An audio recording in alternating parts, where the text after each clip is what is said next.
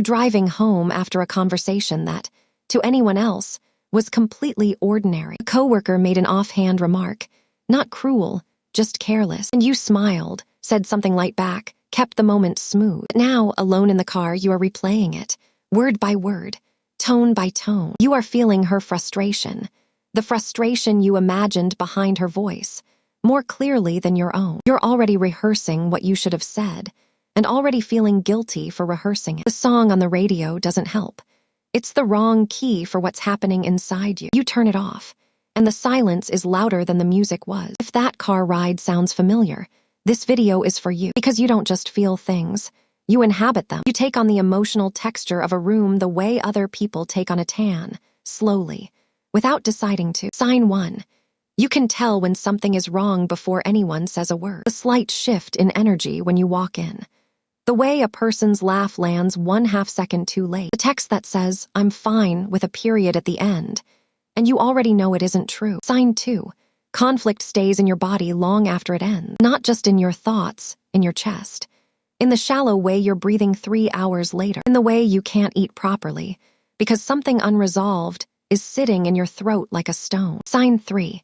You feel responsible for other people's mood. If someone in the room is uncomfortable, something in you moves automatically toward fixing it, making it easier, turning down the temperature. You didn't decide to do this, you just do it. Sign 4. You cry at things that catch you off guard. Not at the sad movie during the sad part, but at the commercial with the old man feeding the bird. The way the light hits a street at a certain angle. At a stranger being kind to someone who wasn't expecting it. Sign 5. You overthink kindness. When someone does something generous for you, you immediately calculate what it cost them. Sign 6. You absorb the feelings of people you love as if they were your own. Your friend is anxious about a job interview, and by Thursday, you are anxious about her job interview. Sign 7. You need more time to recover from emotional experiences than people around you seem to. A hard conversation takes a full day to process. People move on. You move on too, but later, and you feel slightly ashamed of the gap. Sign 8. You feel too much, and you've learned to feel it quietly. The tears that wait for the shower.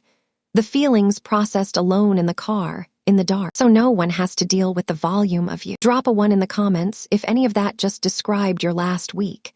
You are not alone in this. Here's what most people get wrong about women who feel everything too deeply. They think it's a weakness. It isn't. And in a few minutes, I'm going to show you exactly what it actually is. What you're experiencing has a name. Psychologists call it high emotional sensitivity. In its most studied form, it's known as the trait of high sensitivity. First identified by psychologist Dr. Elaine Aron in the 1990s. Dr. Aron's research found that roughly 15 to 20% of the population is born with a nervous system wired differently. Not broken differently. A highly sensitive nervous system processes sensory and emotional information more deeply. More layers, more nuance, more time. Where other people skim the surface of an emotional experience, you go all the way to the bottom. You notice what others miss. Your nervous system doesn't have a shallow end. This is not a disorder.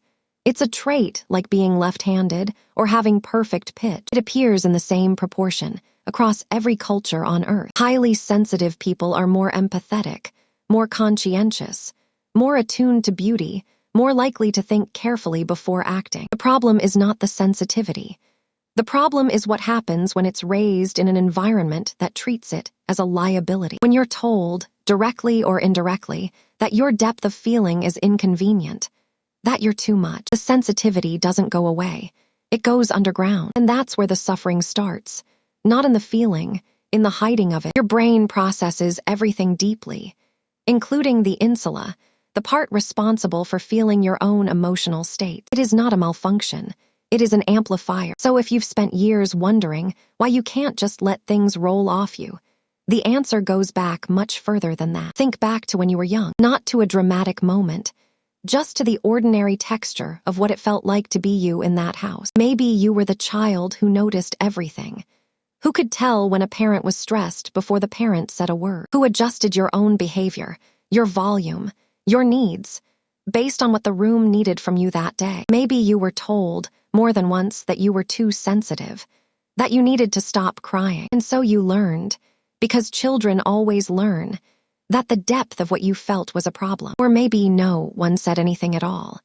Maybe the house was simply one where big feelings had no real place. You learned by watching that you swallowed difficult things and kept moving. You built a whole system for feeling your feelings somewhere they wouldn't bother anyone. The shower, the car, the few minutes after everyone else fell asleep. That system kept you connected.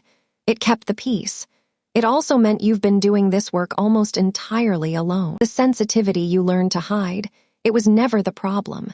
The hiding was the cost. The hiding made sense. It was the most intelligent response available to a child who needed to stay connected. You read the room correctly. You made the adaptation the room required. She was not too much. She was in a room that was too small for her. Your capacity to feel deeply, to stay present inside an experience, is not the trait that makes your life hard. It is the trait that makes you extraordinary at every relationship, every creative act, every moment of genuine human connection. The work is not to feel less. The work is to stop apologizing for how much you feel. Drop an 8 in the comments if this is the first time someone has put words to something you've been carrying for years. When was the first time you remember deciding to feel something quietly? How old were you? Even just the age.